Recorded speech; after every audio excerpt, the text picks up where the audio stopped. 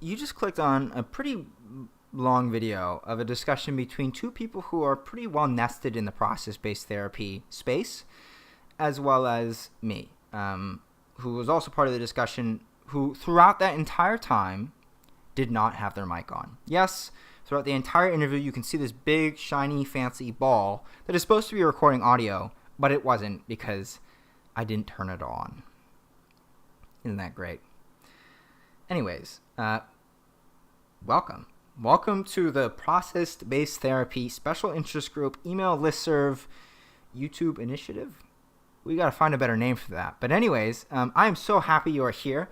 My name is Ben Spallis. I am one of the people on the Process-Based Therapy email listserv SIG leadership group. Got to get a better name for that too. I'm here along with the amazing Katie Kraft, and we're working on trying to get this SIG more active, more engaged, and more useful to you all. So one thing that we are thinking about doing to create more of an active community here is offering resources in the area of PBT that might be useful for you guys. And in that vein, we are thinking about creating some YouTube videos. So this is a part of that initiative. And this video is a discussion between myself and Dr. Eric Lee and Dr. Clarissa Ong. Very interesting conversation. We asked some pretty interesting questions. My personal understanding of process-based therapy, I feel like, has expanded a lot. I learned some pretty great things from this. And also, though, we had some interesting points where we asked some pretty thorny, chalky, gnarly questions that seem still pretty open to the floor. And I think that that was just a really interesting space to also explore kind of the margins, the edges of where PBT is at right now. So very interesting conversation. I hope you find it interesting and engaging. Please, please, please consider writing in the comment section what you thought about it, what you liked about it, other things that you would like to see. And also, if you are a clinician in this space, if you have a background in process-based therapy and you're using it every day with your clients, please reach out to me if you would be interested in playing along or being a part of something like this, because we need different perspectives as part of the conversation around process-based therapy. And the perspective that I'm really looking for right now is getting some clinicians in this space. So, but anyways, I really hope that you enjoy this conversation. Huge thanks to Dr. Eric Lee and Clarissa Ong for showing up, sharing what they know. And yeah, it was just really informative. I hope you find this video as insightful as I did. Okay, so welcome Process-Based Therapy SIG. That's a pretty long name to address an audience. Welcome PBT SIG from the ACBS community. I don't know. That's a long. We got to get a better name for that. But anyways, so my name is Ben Spallis. I am on the leadership circle committee thing for the Process-Based Therapy SIG for the Association of Contextual Behavioral Sciences.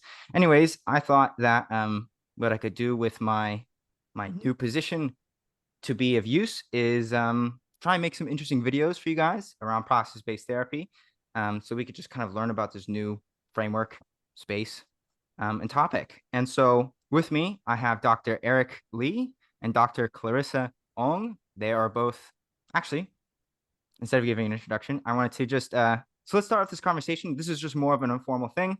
I have some questions that people asked in the PBT SIG. I have some questions for myself as well. And we're just going to talk about process-based therapy, and hopefully this is interesting and informative for some people. So yeah, I guess I can start off, Eric, if you want to go first, and then we can do Clarissa. So yeah, just if you can give me a bit of a rundown as to what's your experiences with PBT, what's your background with it? Yeah.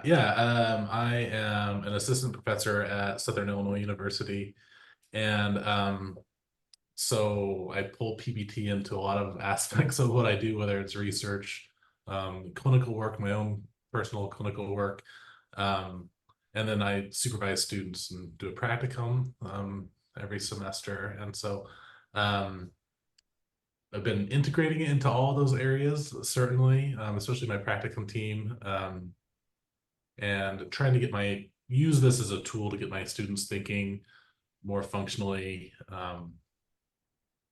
better conceptualize their clients, develop better treatment plans. So yeah, that's what's kind of drawn me to it and why I'm using it, I suppose. That's awesome. And then Clarissa. Yeah. So I'm Clarissa. I'm an assistant professor at the University of Louisville. Um, my experience with PBT. So Eric and I were in the same lab in grad school. So I think in a lot of ways our perspectives are pretty aligned, which is, I don't know, pros and cons, I guess, because we think about things pretty similarly. But I think coming from like a more act-based lab was a helpful initiation into more like functional, process-based way of thinking. And I think learning more about ACT as a grad student and then like being introduced to PBT, like they just seem like such like very like coherent, I guess, like kind of forms or ways to approach therapy. Um, so yeah, I do some research on PBT. I supervise students in PBT. Um, and I think yeah, it's a helpful framework for, I think, trying to understand, predict, and influence human behavior. Do you also do clinical work with the PBT framework as well, or is it more just research and supervising? Probably more research and supervising. I think in terms of do I refer to the EAM after every session and do I have a formal network? Honestly, no. Even though I have my students do that. I think in terms of like, do I think about context and individual variables and how they interrelate and what's maintaining problems, then yes. So, So you do like one-on-one therapy work though, is or mhm, like group therapy? Okay, yeah. So, yeah. um, But interesting, very interesting. small practice. Yeah. Okay, very small practice. Okay, yeah. I mean, that's a lot. This is all a lot to juggle. So, yeah. So I just wanted to start off. Already, you said a lot of things that I'm very curious about, but just to kind of get the ball rolling, um, the the audience I'm thinking this video is going to is someone who has a sufficient introductory understanding of PBT, but is maybe either hasn't practiced yet or has just kind of gotten started with a little bit of the materials. Maybe they've read a few papers or watched Steve or Hoffman talk for an hour and a half about why PPT is needed in killing the DSM. But then some of the more application stuff that this is just I'm imagining is the target audience here. So for that kind of individual who's learned a little bit about this, heard the rationale, but is looking to kind of apply it, um, how can people get started with the process of learning PBT? What does that look like? But I think there's, I mean, it's a new enough area that, I mean, there's only so much literature on it. You could read all of it. You can kind of catch up on everything without too much work, frankly, a couple of books and a handful of journal articles, really. Um, as far as actually implementing it, using it, I think that's challenging actually in a lot of ways, and maybe a bit what the SIG has kind of been discussing, like how is this useful? What do we actually do with this? Clarissa and I are currently writing a book on this very topic because we felt like there was a need as we were presenting it to our students, like, but how do you actually do this? What is a network? How do you actually go through that process? So I think that can be challenging. I think the Learning PBT book is good and helpful. But yeah, I certainly think there's more work to be done by us as a community if we want to get into that. My other answer to that would be probably to do ACT, if I'm going to be honest. Like, I mean, it's a so there's good ACT books and manuals and ways of kind of thinking in this way that are going to get you thinking in a process-based way. So it would be a fine way to do PBT and to kind of get into that. But when it gets into particulars of networks and things, I think that's where it's a little trickier to know how to get started. I don't know. What do you think, Clarissa?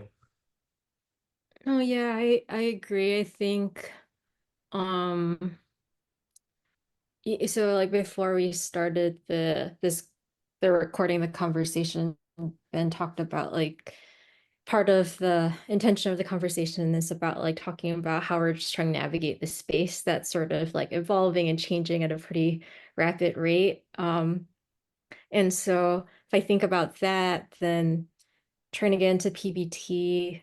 I don't know. I think getting in touch with the PBT SIG is probably a good start. I think there are consultation groups I think I've seen on the listserv. No, not even informal ones. I thought there was. Maybe I could be wrong. Actually, I think that there was a network group, but I don't think that sustained itself. So, but hey, maybe if people are watching this and they're interested in starting with summing up, maybe we can make that work. But yeah. Yeah. Yeah, like a more like kind of grassroots, bottom up approach. I think in um yeah, so I think that would be helpful. And I think too about doing it with other people or like talking about it with other people. I think some of the concepts in PBT can be pretty heady, and hard to like wrap, like if I'm speaking for myself, hard to wrap my mind around, and like talking to other people like Eric and even people who've not heard of PBT, I think because it's designed to be pretty, theoretically agnostic. I think you can talk to anyone about these ideas, and I think you would get helpful feedback. So probably just like talking about it more with Mm, people who share a similar vision, which I think a mm. lot of people do. It's really interesting. So, Eric, you had mentioned ACT, and so my background in this is I am not a clinician, not a therapist. I'm kind of a very odd duck in this space, but very, very much appreciate clinical work and really love reading and learning about it. Um, and going into that space. So I'm still a student, right? Um, and so most of my learning has been around ACT. And one of the things that I found interesting learning about recently is at the University of Nevada, Reno, when Steve would teach ACT to different people, um, how he taught his students, from my understanding, this is from memory, I think of what he had mentioned, is that he would actually have people start off their first 3 sessions with a client actually with a protocol. So the protocol would make sure they would hit all the different spots of the hexaflex, hit all the different processes or pivots or whatever like that, start to identify reads that are important, and then you start going on and kind of creating your own conceptualization of things based on the analysis of those, the kind of your own functional analysis and those kinds of things. It was interesting. I remember him telling me how different students at different points would want to break away. Some people would do the full 3 sessions. I remember him telling me that Kelly Wilson would take be as fast as he can and get rid of the session, so he'll go his own way. But anyways, what I'm hearing from you, I'm just trying to get the understanding of the what is the first 3 sessions thing, right? How do you kind of start off with PBT in a way that kind of guides you a little bit or holds your hand? Would your book be helpful in that? Or I'm hearing also, Clarissa, you talked about meeting up in a group and doing like network diagramming. Is that kind of the first good start in terms of like a clinical skill or like something to practice instead of like reading books or things like that? What is it that's a good kind of first plate to start your run with? Yeah, for me, I mean, the first few sessions, any good clinician is doing a lot of information gathering. But I think of in FAP, functional analytic psychotherapy, rule one, noticing, is a big one, and it's a lot of rule one for the first few sessions. Certainly of just paying attention to what's in the room and what is clinically relevant, right? And so I'm jotting down anything that seems clinically relevant, whether I'm seeing rigidity or um, difficulty speaking or difficulty contacting emotion or whatever it might be, but kind of these functional classes like that you're seeing in the room, you're jotting those down. And as we continue to do this, I think we start seeing some relationships between those things. So like, okay, this is when that happens. These are the contexts this occurs in. Um, and that can start a development of a functional analysis. Really, I think PBT at its core is a functional analysis tool. It's a way of doing a very comprehensive, thoughtful functional analysis of what we're seeing in session. And so, yeah, I think a lot of noticing, getting those kind of initial nodes of a network down, and then starting to understand the relationships, potential relationships between them. Which I say potential because I think that's been a real big thing for us as we're writing this book, of recognizing that what we're doing is really just like the map is not the territory. We are we are drawing maps of very complex territory. People are exceptionally complex, and we're trying to boil it down to something that's useful and usable, you know, like that we can actually make some progress with somebody. And so developing a network or as a hypothesis of like, I think this is maybe something worth pursuing that we can kind of poke at in sessions, you know, and see what happens. I find that really interesting. That's really profound to hear that PBT is I remember you saying, I believe this is what you said. PBT is a really comprehensive functional analysis tool. That's a way of understanding the problems that your client is going through and helping inform what aspects might be important to target. Am I getting that right? That like that's kind of a big part of what PBT is?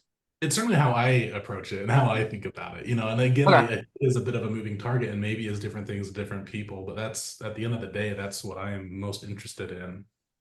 That makes a lot of sense when I read about the more research theoretical, you know, ergodic error, take down the DSM, this kind of that like monster of a machine, right? When it translates to clinical practice, it makes sense how that translates is that it really changes the way that you approach diagnoses or approach issues and case conceptualizations by taking this more process-based, functional, analytic, networked approach to problems. And I think it's sort of implied in what Eric is saying, but to be mindful about the context in which like your client struggles are occurring. And so the network or any like functional analysis would be taking into account like their history, their background, their identities, like current stressors, relationships, and all of those things as well. So I think that's another way that a process-based approach goes beyond diagnoses. It's that we're not off. Has it been at least 2 weeks so that you've been feeling depressed? It's more like, okay, and like your dog died and you're in a like long distance relationship and like all these things contribute. Yeah. So you meet 4 out of the 9 instead of 5 out of the 9. We'll still take that seriously and look at that as a problem worth looking at. That's actually one thing I wanted to ask about next is what is the role of diagnoses and DSM diagnoses in process-based therapy? So, process-based therapy, that whole wrap goes over some of the problems with the theoretical insufficiencies of DSM diagnoses. There's also research suggesting that it is stigmatizing, the kind of pathologizing nature of it. Even if there's mental health awareness and acceptance, people lose hope. It can reduce self-efficacy. And then also ACT people are probably pretty aware that these diagnoses can be really, really sticky self as content material. They just eat you up. But also diagnoses can help patients really feel like they have a better understanding of the problem that they're going through. It can be extremely validating. It's important to get access to treatment and care. It's important for accommodations in school for certain issues that you're going through or getting medications. And so when you approach kind of diagnoses which is still kind of a clinical necessity for a lot of clinicians when you need insurance or something like that, how do you kind of approach that topic, at least in your practice or when your students are learning how to practice? I think there are a couple of things. Like one, I think Eric will agree. So I'll just say we probably think of it pretty functionally, right? Like if it's helpful for the client's goals and like their values or treatment goals, then it probably can play a helpful role. So like what you're saying about for some people it's really stigmatizing, but for other people it's really validating, right? Like, and I think that goes into the like probably some of the ergodic error, like we can't generalize from group-based results. So I think it's definitely like a person by person basis. And I think if anything, it's like it's a yes and kind of thing. It's like, yes, you're struggling with, or identify the diagnosis of trichotillomania, and like, you're worried that your kids will like follow your behavior, and that's all relevant too, even though that's not part of a diagnosis. I think if anything, it's just part of the picture. Or like, what or, you know, if we think about what's the underlying driver, it's like, why is this diagnosis so important to you? Like, what about it means that, you know, if you don't have it or you don't meet it, your problems aren't valid. Like there could be some like self-process underlying that. So I think I would say we probably think of it pretty functionally, and I agree. Like I think there's use for it, but you know, it's like it's a tool. A tool can be good or bad, but it's just how you use it. Yeah, I think I would agree with a lot of that, Clarissa. Surprise, surprise. Um, I would add to that. I think that PBT kind of lives in this world where you could imagine a world without diagnoses, and you could use a PBT approach and be just fine, and without all that context of all the social stigma and ideas about diagnoses, without the need for insurance, without the need for accommodations and all those kinds of things. Those are real and important, and so like diagnoses are a fact of the matter in the world we live. But certainly like a PBT approach at its core, if diagnoses didn't exist, it wouldn't create them. Like it wouldn't like come out of PBT, or this way of thinking. And so oh, I had one other thought about that. Maybe it's gone forever. Yeah, I'll come back to it if I think of it, I suppose. Yeah, totally. Um, wow, this is okay. Full honest disclosure, I've had a lot of frustrations with PPT. When I've read about it, I remember sitting in just like libraries reading the ACBS task force goals and thinking about like, oh, just screaming at the skies, like what the heck is a dimension? What the heck is a process? And like, why are we emphasizing dimensions if they're just for clinical practical utility as an organizing tool in research methods? And this is making a lot more sense now, though, that like the kind of role that PBT is aiming to play, how it translates from the research to the clinical practice when you're taking this more, you're taking some of this, the theory and these ideas around why the DSM is not as useful, these diagnoses are not as useful, like learning more about treating people as individuals and looking at their individual networks as giving like that being a tool to then look at people as individuals instead of, which I imagine clinicians would say across the world that they're already doing, that clinicians were like never like, oh, you have borderline, that's like your only thing. Okay, then I guess it like, or your major depressive disorder, then I guess it doesn't matter, like, I don't know, whatever other problem it is.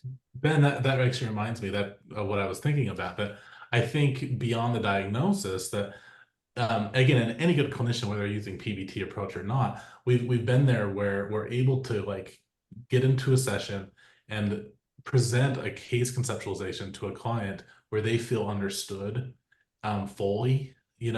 Oh, they get what I'm dealing with, where this stuff is coming from, why it's maintaining, why I'm not getting better, why this is so hard for me. And one thing I love about the process-based approach is that it kind of forces that. It says like, yeah, this is a part of therapy, is that you do kind of develop this conceptualization, you do present it and work at it together in session. And so whether that's a diagnosis or more of a network, I think the network can really be a much more personalized a tool, in that way, that I think is pretty useful. So if I want to do PBT, you're telling me I can't just like walk up to someone who's telling me that they're struggling with depression and then give them ACT.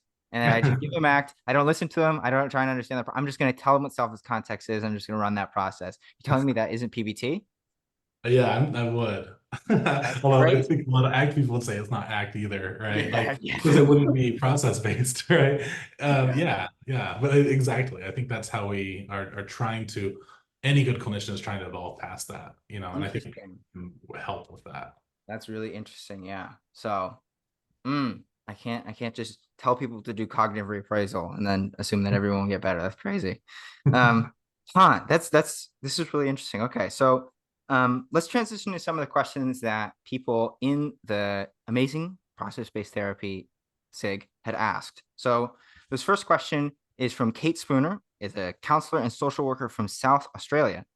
And they asked, they said less of a question, more of a request. Could we get a bit of an analysis of different psychotherapy models through the lens of the EAM? So maybe like she mentioned like existential or gestalt or internal family systems, etc. So I think that opens the space for others as well. And so how can we, she asked, how can we understand these in process-based terms? I relate to that question a lot. I feel like ACT, I read like Russ Harris talk about, ACT, and it's very, very process-based. I'm hearing the same exact dialogue about the DSM. And so I feel like those have a lot of overlap. But for example, Gestalt, not only do I, or like existential, not only do I know like monumentally less about those modalities, but also for my brief time reading Irv Yalom's book on existential psychotherapy, talking about his client who's facing this cancer diagnosis, it's so different from this kind of what's the specific process that we're targeting. So yeah, I'm curious, how can we understand some of these different modalities through process-based terms? Good question. I mean, it's honestly, someone should write a really good paper or maybe a book on this. I think there's a lot to do here. And I'm not sure if I'm the one to really answer this question very well. Do you have any thoughts, Clarissa? I have some Yeah. thoughts. But... Well, I do want to say that that there's a special issue at JCBS that is focused exactly on this question. Arguably, they're not very accessible, not physically accessible, but they're just academic articles, so they might not be very accessible, but that's exactly kind of what the special issue is focused on.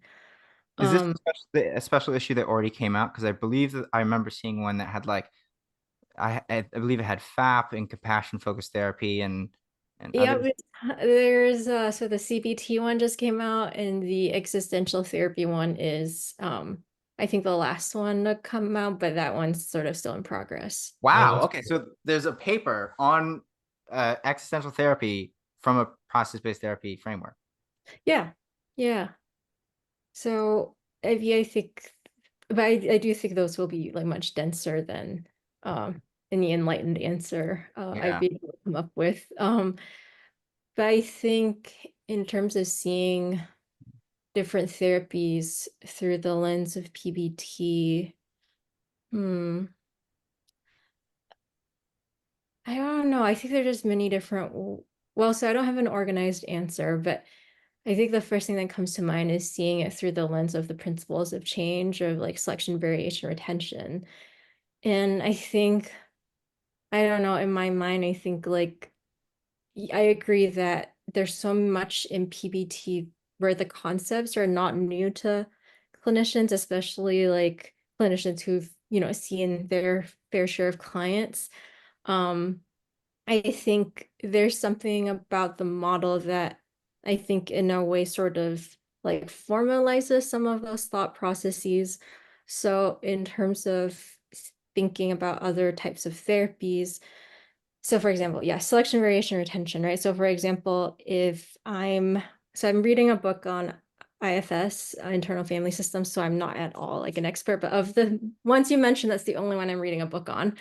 Um, but I think of like, it's different parts of the self, right? So maybe it's like a self process. And if I think about selection, variation, retention, think we're thinking about, or variation, selection, retention, we're thinking about like what are the different perspectives we can take with respect to the different parts of ourselves, right? Like you're not just seeing yourself from this one perspective. There's not just, me, the like controller. There's like lots of different facets of who you are.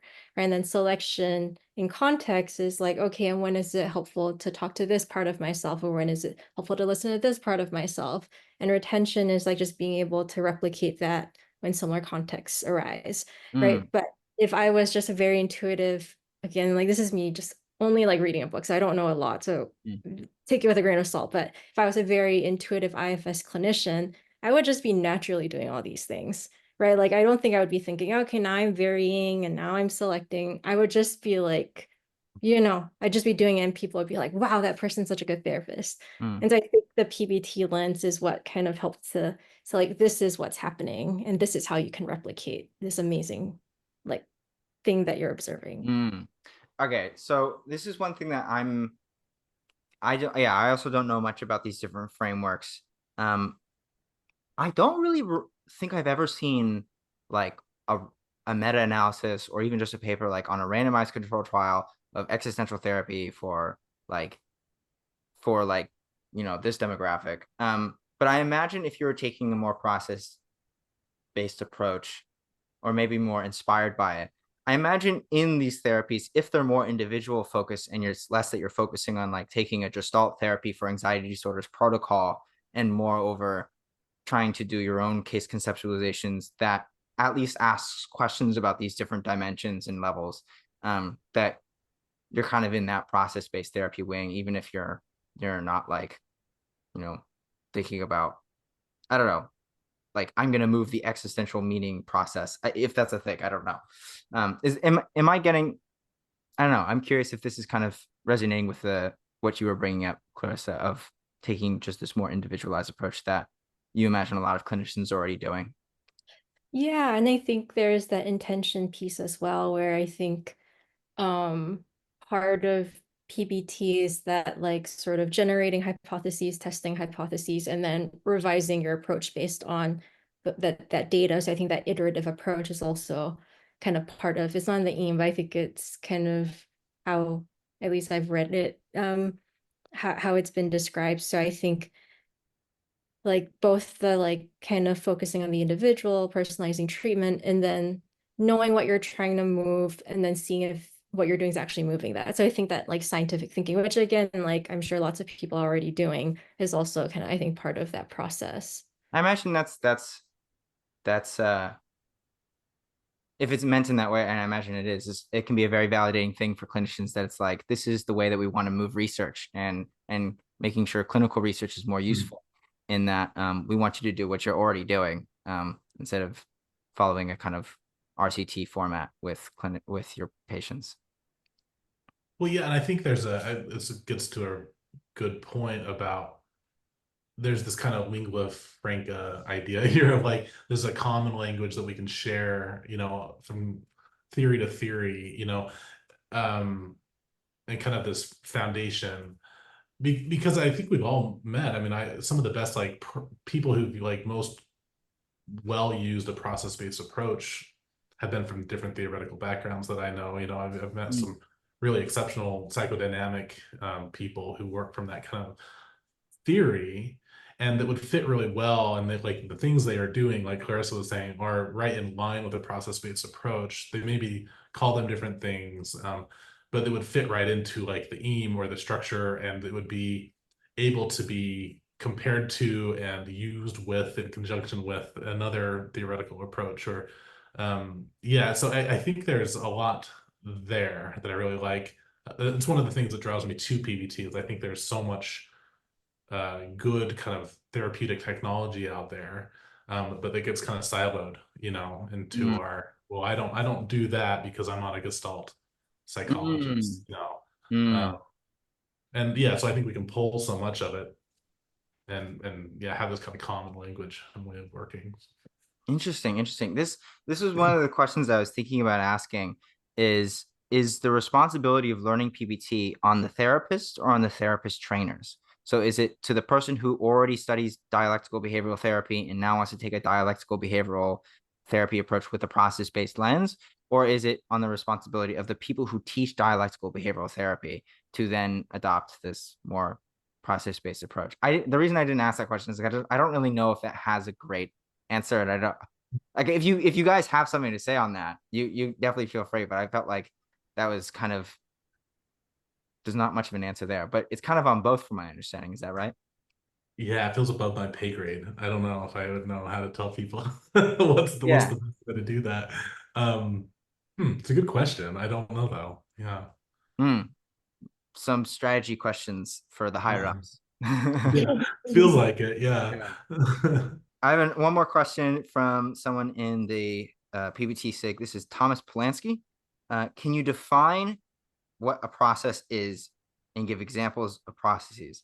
I relate to that question. I've asked myself that question at 1 a.m. Many times. And so, and I want to try, hopefully Thomas will allow me to do this. Hopefully this isn't like me messing up their question, but I would encourage, if you could give examples of processes outside of what are typically known as process-based therapies, like ACT, for example. So like this, instead of like the 6 core processes of ACT, if you were to talk about how you might think about processes that either exist outside of ACT, so that are just more generalized things, like, I don't know, how you would maybe rumination, I don't know, or just something like that. So what is a process? How can we identify processes? And can you give us some examples outside of the big 6? It's a surprisingly hard question, I think. And one, even in our book of like, how do we talk about this? You know, what's the best way to describe this? Of course, I might have something.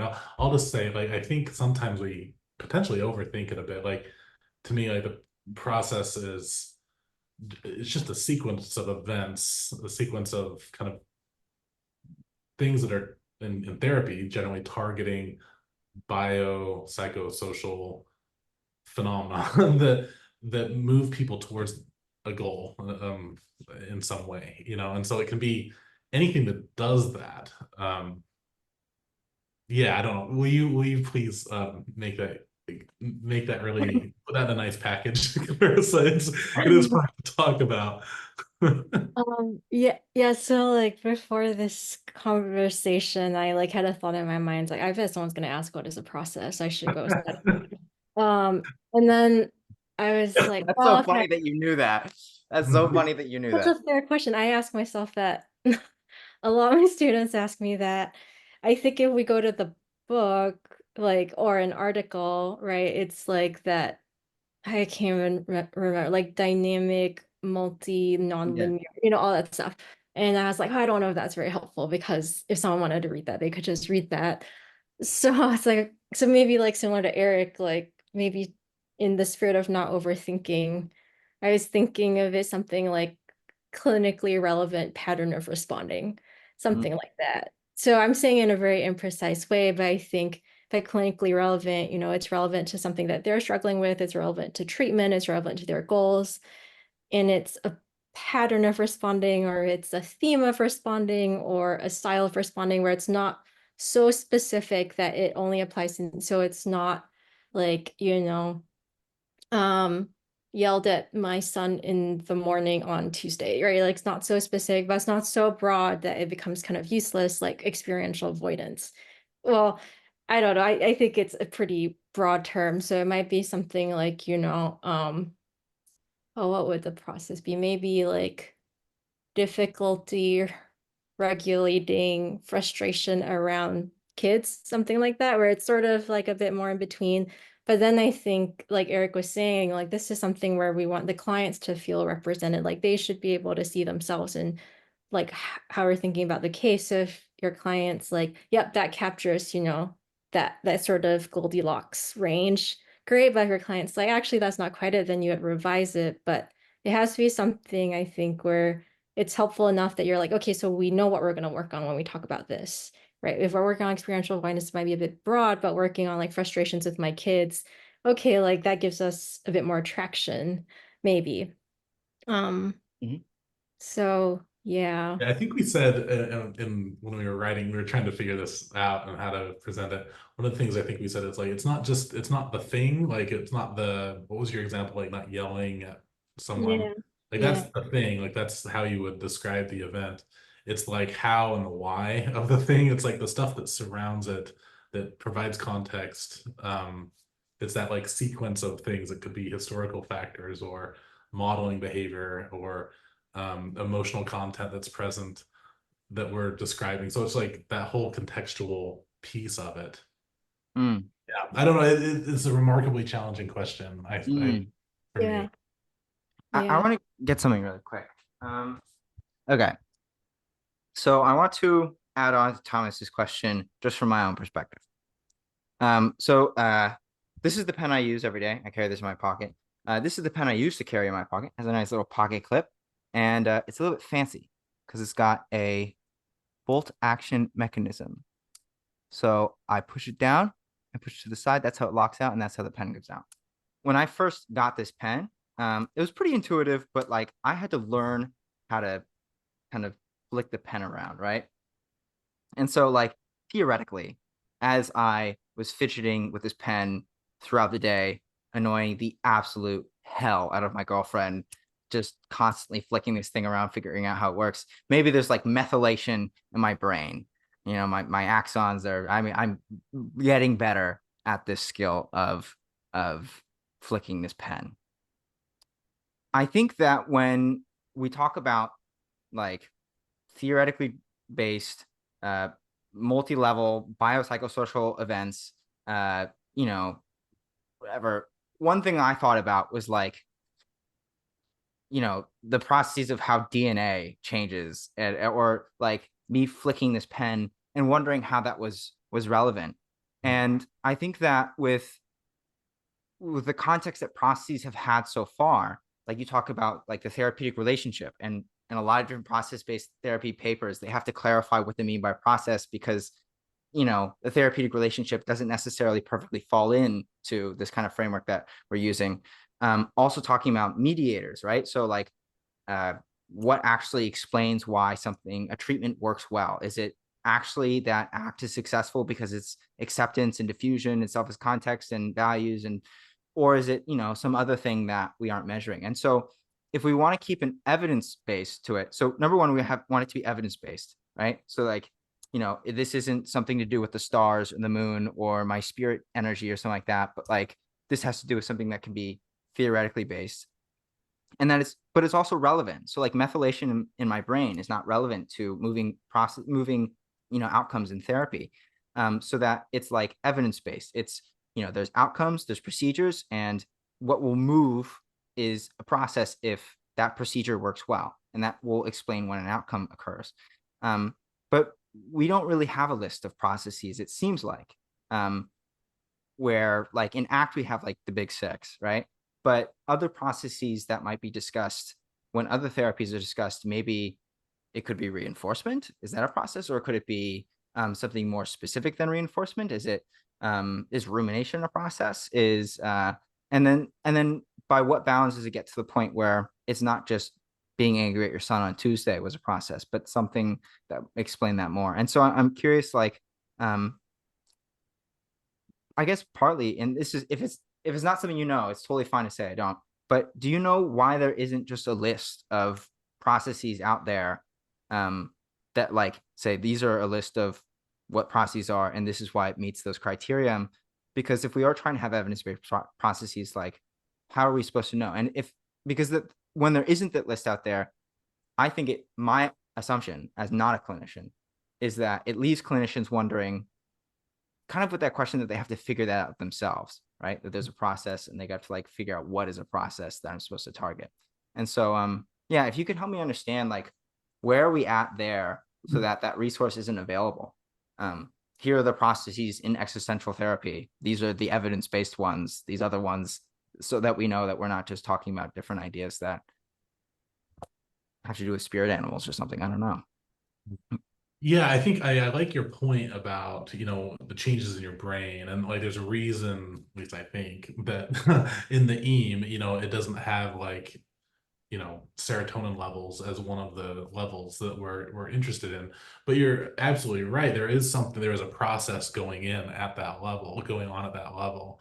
And we're interested in things at a psychological level, you know, where we can intervene as therapists. And so I do think that's an important point. Like processes are varied and vast, and there's so much going on, but we're trying to say, where can we intervene? And so when you say, is there a list of processes? I think I'm hearing you say, is there a list of things that we are trying to target as therapists that Yeah, might yeah, be? yeah.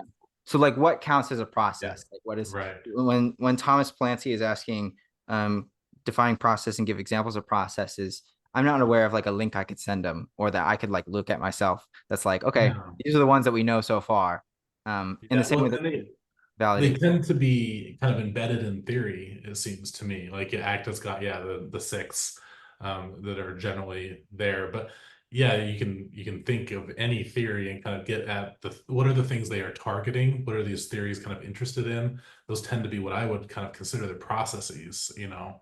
Um, yeah, one that you know, I bring into the room often that's not like doesn't fit perfectly into ACT is like a process of self-compassion, and like what does that mean? And the other thing I'm getting at here, at least are thinking about out loud, is is this idea that you can have a list of processes, and I think they can get conflated with a list of technology or like interventions as well. And they're not the same thing. Like you can do an intervention and it can target maybe multiple processes. And I often tell my students are like, oh, I want to target values, and so I'm going to do a values card sort. And it's like, well, that doesn't just automatically move a process of values. Like you can do a values card sort and be like targeting diffusion or self. It's what you're doing, what you're targeting, what you're trying to actually make change in that really makes the difference there. So the interventions seem separate. So what am I trying to say? I think that's just an important piece. Like we're recognizing there are the kind of theoretical processes, and there's all these like interventions or technologies that we use to try to target them. Yeah. So I think that one thing that maybe isn't said, and I'm wondering if it should be said or that it could be said. Maybe should is not the right word of saying it, but maybe that's a question for the higher ups. But if one thing I guess I'm thinking about is when we had started this conversation, we had talked a little bit about how process-based therapy is a little bit molten, magmatic, evolving. There's still a lot of it that hasn't like cooled down and solidified yet. And from my understanding, we have an amount of literature on ACT and there's a lot of theory stuff out there that try and hits all the boxes of like, okay, so there's a procedure like milk, moving the process of diffusion, which leads to an outcome, right? And like the diffusion being the process is like the reduction of transformation of stimulus functions. That's heavily debated, like what the process of diffusion is. But anyways, and then the outcome would be you have this broadening of responses, a more flexible repertoire when presented with this specific stimulus, right? So when you like ACT fits that, or at least they try to fit all those boxes, and it's still pretty controversial for some of the processes, or maybe even all of them, if they hit those boxes or where those boxes are hit. I feel like science, again, not a clinician here. And I would love for people to correct me in the comments. I don't know. But from my understanding, if process-based therapy is going to be evidence-based, instead of relying on protocols, they need to rely on evidence-based processes. And so we are still relying on research to then validate and create this kind of list of we researchers in academia did all the work. Here's this list that we can give you that shows that yes, these are processes that predict positive outcomes. But from my understanding, that work is still very much in its infancy. And so it makes sense why clinicians are asking this question, what is a process? And like, can we have some examples? Because researchers are still trying to figure that out. That's my understanding of the situation. I understand you guys have a research side of, or awareness of this space too. I'm curious if that your belief around that assessment is true. The assessment that the identifying evidence-based processes is pretty like in its early stages. Yeah. So when you asked for a list of processes, I was wondering if like the Death Star meta-analysis that was led by Steve Hayes has a list, but I can't really remember. Like I think the list has like psychological flexibility, mindfulness, self-compassion. So I don't know if that's a helpful starting point, but I was just thinking like part of the reason why there might not be a list is I wonder if it's because processes can be pretty idiosyncratic. And maybe going back to your question about, from a clinician's perspective, what process do they care about? From a researcher's perspective, what process do they care about? Like in some ways, I feel like there's a bit of I don't know if tension's the best word, but like as a clinician, I really want a process that matters to my client. And if it only matters to them, that's fine, right? Because I'm invested in helping my client like live the life that they want. As a researcher, I want a process that lots of people can use because then I can compare and I can like aggregate, well, I don't know, probably not aggregate, but at least like have something so that, the research that I do can apply to more than one person, right? Whereas as a clinician, like at least for me, like I'm trying to help this person and I want to help another person, but also just that person. Mm. I feel like it's kind of tricky because it's almost like I'm okay with being super personalized in the context of a client, but then in research, like I'd want something that more people can relate to somehow. So I think there's this like balance to try to, and I think I wonder if that's partly where the like idionomic kind of idea came from, where it's like it is trying to balance like, hey, let's take individual differences into account, but let's also find a way to make, well, our results generalizable. And I think oh my gosh, operant conditioning is like one of the best examples of that. But Mm. it's really tricky. Interesting. Interesting. Yeah, I think there's also, I mean, just one other piece that seems relevant to me, or at least comes up for me, is certainly like what processes are relevant. And then as a researcher and a clinician and as a supervisor, like we can create this conceptualization. We can say, okay, I can see that this is the problem. Let's say it's rigidity, in this context is a problem. And then it's like, and I feel like we have a precision gap sometimes of what are the treatment kernels, what are the things we use, and how do we actually implement them in a way that is going to affect this process and create something new here. And so I think there's also a lack of evidence there at times anyway, of like, are the tools that we're using, are these treatment kernels, do they do what they say they do for people in certain contexts? I mean, it's very complicated, but I think that's another area that interests me, of just like that kind of precision piece. Sometimes we can feel like we've made this beautiful conceptualization. And it's like, but I don't have like a scalpel that I can go in and like just cut that thing out or fix that thing so precisely. I feel like I'm, rough in the Mm. way that the technologies we have, or sometimes feel that way. Mm. Interesting. This is really fascinating. We're hitting up on time, so I want to ask one last question, and maybe we can have this one a little bit more brief, as we're running up to the end here. Um, Clarissa, one thing you mentioned that I found really interesting, and I wrote down in my journal, the second you mentioned it. This is actually in the beginning when we were asking just about your backgrounds, and you had mentioned that you and Eric are kind of you guys had your history in the same lab in grad school, and so you have similar. I wrote down pros and cons. That's what you mentioned about PBT that you talk about, similar views on that. And I was wondering if I could hear from just briefly for both of you, what do you think are some of the pros of PBT or some of its strengths? And what are some of either its cons or at least its limitations in its form right now? Um, yeah. Now we'll promise to keep it a secret. We won't tell anyone. Just kidding, of course. I'll start blathering, I guess.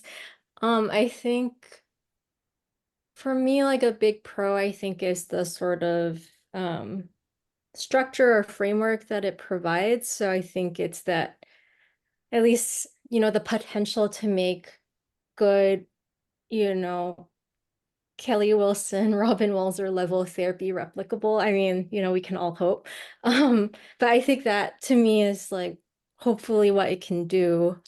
I think so to me that would be, if it could do that, that would be amazing. I think cons are a bit like what you mentioned before, where like the potential that has been discussed of PBT, including like what I just said, is not quite matched by the evidence base for PBT specifically. There is evidence there is evidence on process of change from RCTs where they do the mediation analysis, but there are a billion ways to do mediation analyses, and all of them are precise or, have strong claim to causality.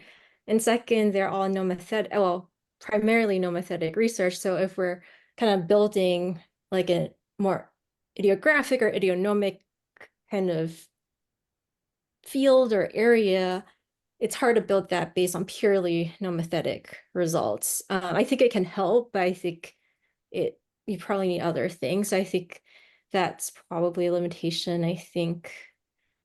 I don't know. I feel like some limitations are, I guess I feel like some of the limitations are not inherent to PBTs. How I think it's like some of it's just like how it sort of has been put out. I don't know. I feel like it's taken a life of its own in certain ways where it's like, oh, PBT is actually this, or actually PBT is not this. And I think those are like really hard to grapple with, I think sometimes. And that's why I also get confused because I'm like, wait, I thought it was this. Actually, it's this other thing. And maybe so I think, I don't know if I would say that's a con, but I guess it's a limitation if we're trying to get people to buy into this thing.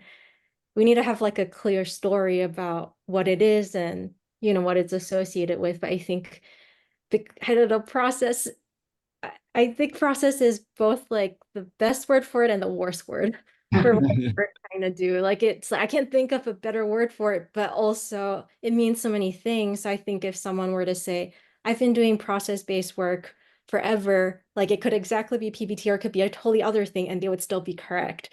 So I Yeah. think that's also tricky. And I think, yeah, so anyway, sorry, Eric, I'll let you go. No, it's hard. The language is really tricky. And I mean, speaking to that, I don't think the name does itself any favors.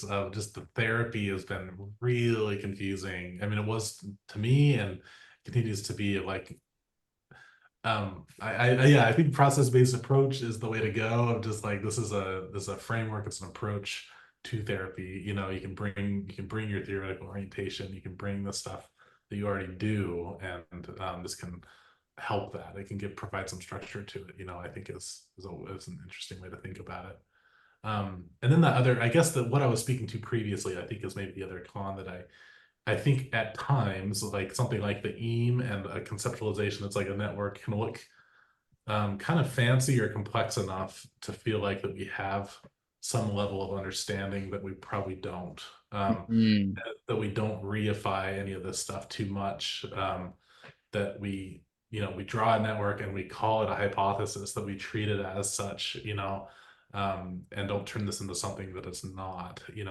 And same with our, kernels to process, like we're going to be experimenting here. We're going to try to move this stuff and see how it goes. We're going to continue to pay attention and watch for evidence, that this is working the way we want it to be. And so yeah, it's not just put everything in the box and create a really complex thing and then you're done. So I think that's an interesting aspect of it. I guess the final thing I'll say, and speaking to some of the conversations on the listserv, is, how useful is this to, people who are, seeing 30 clients a week or more? How can this fit into their workload? Can this help them in ways? And I think that's an open question, of like, what can we do to make that useful? I find it to be a really useful training tool for helping people think more in more functional analytic terms, and ways of conceptualizing. But how do you bring that in and make it something that someone can use quickly and easily? And potentially technology could save us here. I don't know. It could be a thing for people, but I think that is an ongoing challenge, certainly for PBT. Absolutely. Wow. Well, I cannot say thank you enough. I want to give one last space if you want to talk about the book. I didn't know if you were going to, and you did mention it. So, are you in a position to be able to talk about it, or? I don't think we have anything like, yeah, I don't think we have any like concrete thing to point to.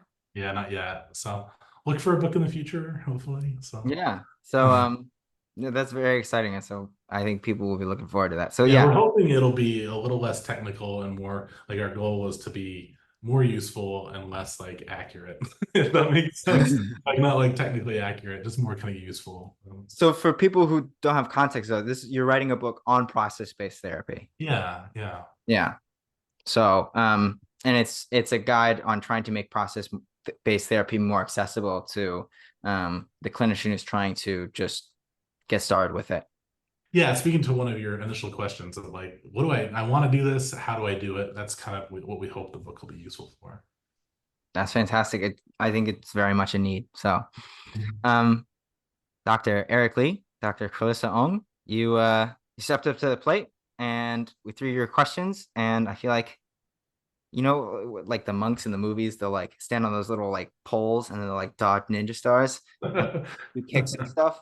I think you did the kicks. So thank you so much. And yeah, just to anybody who's watching this, if you watched this far, please comment your thoughts if this was helpful, if this was interesting. If you have more questions, let us know.